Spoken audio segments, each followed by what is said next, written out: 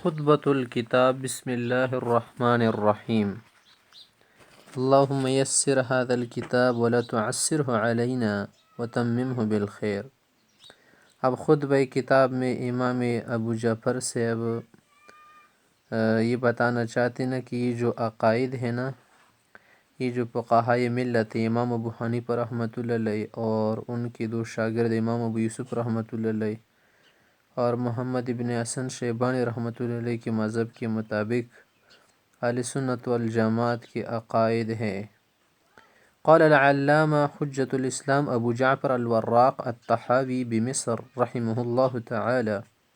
هذا ذکر بیان عقیدۃ اہل السنت والجماعة على مذهب فقهاء الملة ابی حنیفة النعمان بن ثابت الکوفی، نعمان بن ثابت کوفی سے اب اس کا نام ہے، وابی یوسف امام ابو یوسف سے کا نام کیا یعقوب ابن ابراہیم الانصاری، وابی عبداللہ ابو عبداللہ کنیت محمد بن حسن شیبانی رحمۃ اللہ علیہ کی رضوان اللہ تعالی علیہم اجمعین، وما یعتقدون من اصول الدین ویدینون به لرب العالمین،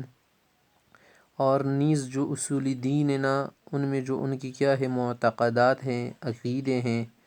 اور رب العالمین کے حق میں جو عقیدہ رکھتے ہیں نا ان سب چیزوں کا یہاں پر بیان ہے۔